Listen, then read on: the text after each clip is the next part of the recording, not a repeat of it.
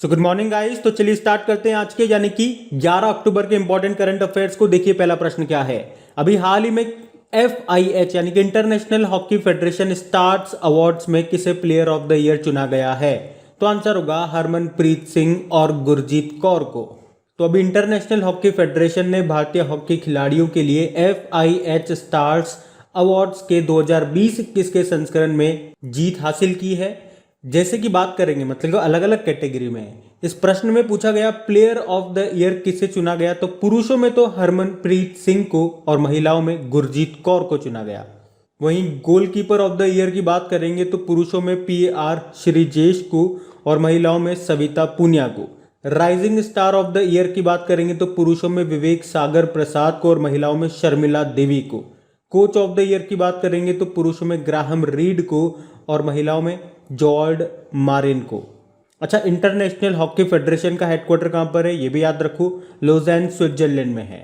और 2023 में जो हॉकी वर्ल्ड कप होंगे कहाँ पे होंगे? भारत में होंगे, उड़ीसा में। और भारत का सबसे बड़ा हॉकी स्टेडियम ये उड़ीसा में ही बन रहा है, उड़ीसा के राउरकेला में, जिसका नाम बिरसा मुंडा के नाम पे कर दिया गया। उसी तरह से पंजाब ने मोहाली हॉकी स्टेडियम का नाम बलबीर सिंह सीनियर के नाम पे कर दिया था, ये भी ध्यान रखना बढ़ते आगे। फिर बताइए अभी हाल ही में किस बैंक ने अटल पेंशन योजना के तहत 2 राष्ट्रीय पुरस्कार जीते? तो आंसर होगा कर्नाटक विकास ग्रामीण बैंक। तो कैनरा बैंक द्वारा प्रायोजित यानी कि स्पॉन्सर्ड कर्नाटक विकास ग्रामीण बैंक ने pension fund regulatory and development authority से अटल पेंशन योजना के तहत महत्वपूर्ण नामांकन के लिए 2 राष्ट्रीय पुरस्कार जीते और उनके नाम क्या है? APY बिग बिलियर्स और लीडरशिप कैपिटल अवार्ड। देखो, कर्नाटक विकास ग्रामीण बैंक, इसकी स्थापना होती है 12 सितंबर 2005 को। इसका हेडक्वार्टर है धारवाड़ कर्नाटक में और इसके अध्यक्ष हैं P गोपी कृष्णा। बाकी DBS बैंक डिजिटल बैंकिंग में नवाचार यानी कि इनोवेशन के लिए डिजिटल बैंकिंग अवार्ड जीता था 2021 का। HDFC बैंक की बात करेंगे तो एशिया मनी के द्वारा HDFC बैंक को most outstanding company in India चुना गया था। और इंडियन बैंक के अभी MD CEO कौन बने थे? शांति लाल बने थे। तो ये नाम भी ध्यान रखना बढ़ते आगे। अच्छा, फिर बताइए अभी हाल ही में किसे राष्ट्रीय फ्लोरेंस नाइटिंगेल पुरस्कार 2021 के लिए चुना गया? तो आंसर होगा भानुमति घीवला को। तो फ्लोरेंस नाइटिंगेल अवार्ड 2021 के लिए चुना गया है भानुमति घीवला को। ये गुजरात के sir Sayaji Rao general hospital की नर्स हैं, भानुमति घीवला इनका नाम है।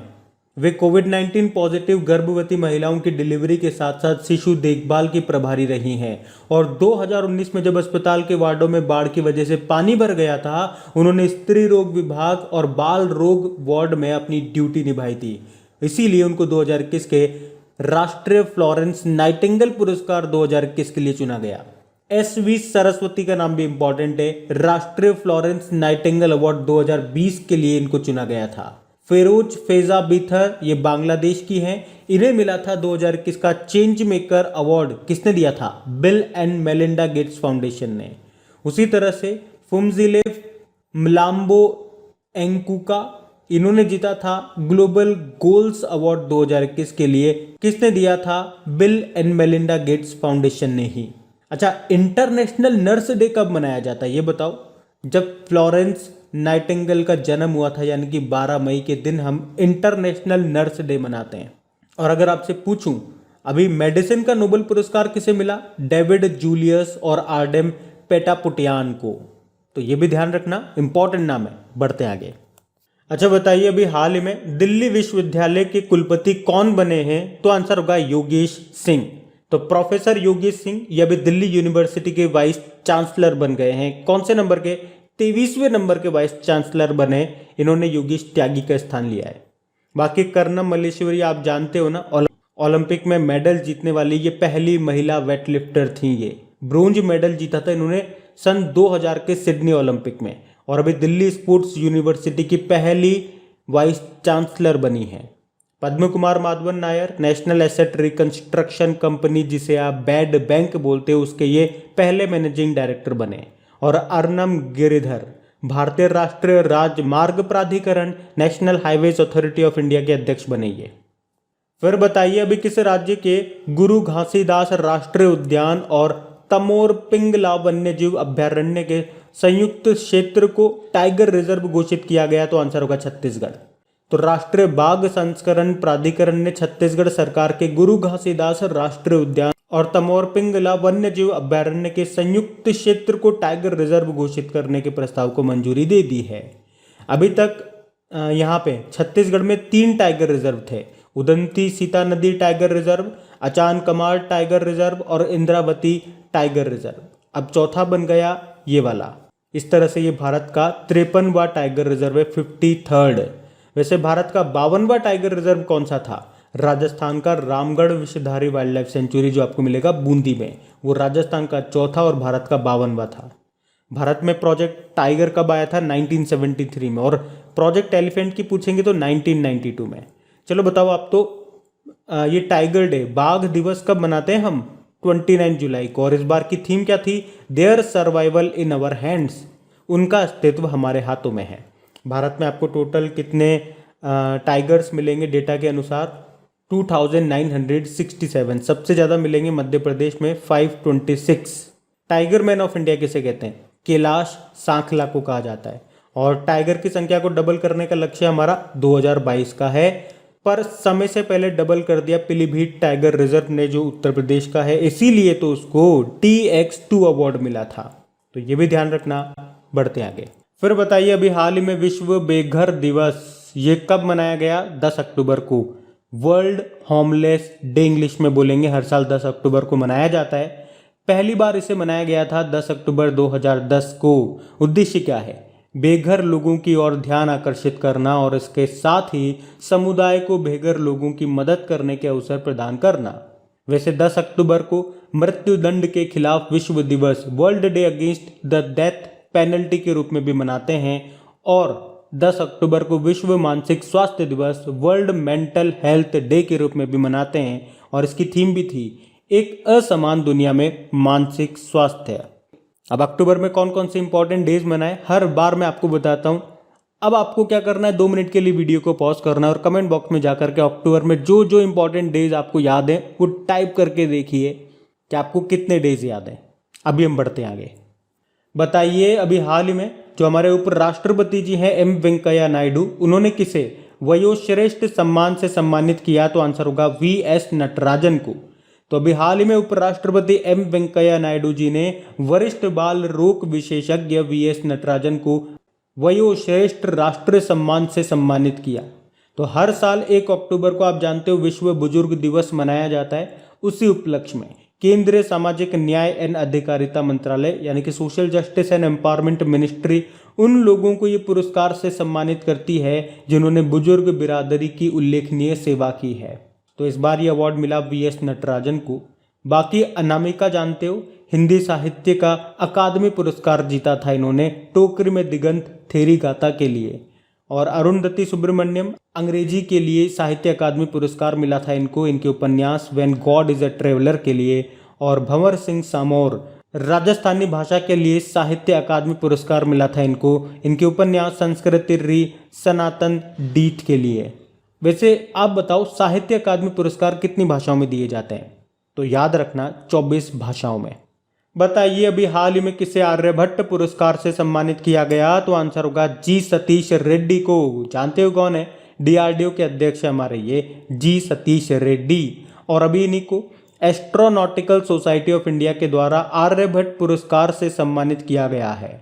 उन्हें भारत में अंतरिक्ष यात्रियों के प्रचार में उनके उत्कृष्ट योगदान के लिए सम्मानित किया गया है। बाकी आनंद कुमार ये सुपर 30 के संस्थापक हैं। अभी साराभाई अध्यापक वैज्ञानिक राष्ट्रीय मानद पुरस्कार 2021 मिला था इनको। शकुंतला थिलस्टेड विश्व खाद्य पुरस्कार जीता था।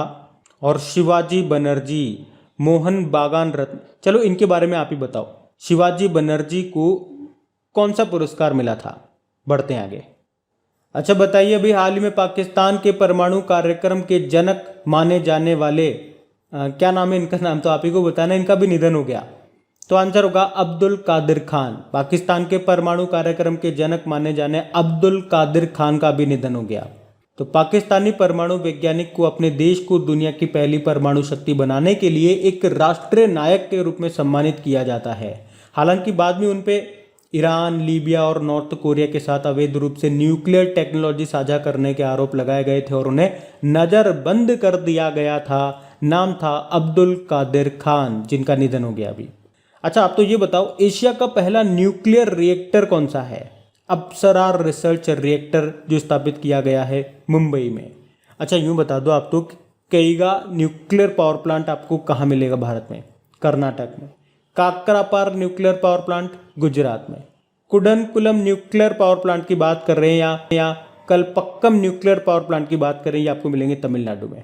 नारोरा न्यूक्लियर पावर प्लांट आपको उत्तर प्रदेश में मिलेगा और तारापुर न्यूक्लियर पावर प्लांट आपको मिलेगा महाराष्ट्र में। चलो यही बता दो, भारत के न्यूक्लियर साइंस का जनक किसे माना जाता है? डॉक्टर होमी जहांगीर भाभा को। बाकी नूरा अल मातूशी यूनाइटेड अरब अमीरात की पहली महिला एस्ट्रोनॉट हैं ये। डॉक्टर ताहिरा कुतुबुद्दीन, इन्हें 15वां शेख जायद बुक पुरस्कार मिला था और ये पुरस्कार जीतने वाली पहली भारतीय मूल की व्यक्ति बनी थी। इस अवार्ड को है ना अरब वर्ल्ड का नोबेल पुरस्कार भी कहा जाता है। कौन देता है? यूनाइटेड अरब अमीरात। वैसे भारत के अक्षय ऊर्जा रिन्यूएबल एनर्जी का लक्ष्य क्या है? 2022 तक है 175 गीगावाट का, जिसमें से 100 गीगावाट तो आपकी सोलर एनर्जी है, विंड एनर्जी आपकी 60 गीगावाट है, उसके अलावा बाकी दूसरी हैं सब। और 2030 का लक्ष्य क्या है? 150 गीगावाट का है, ये भी ध्यान रखना। बढ़ते आगे। अच्छा बताइए, अभी हाल ही में किसे Vayalar Rama Varma memorial literary award के लिए चुना गया? तो आंसर होगा बेन्यामिन। तो लेखक हैं ये बेन्यामिन और अभी इनको Vayalar Rama Varma memorial literary award के लिए चुना गया। इन्हें उनकी पुस्तक मंथाली रिले 20 कम्युनिस्ट वर्षांगल के लिए सम्मानित किया गया है।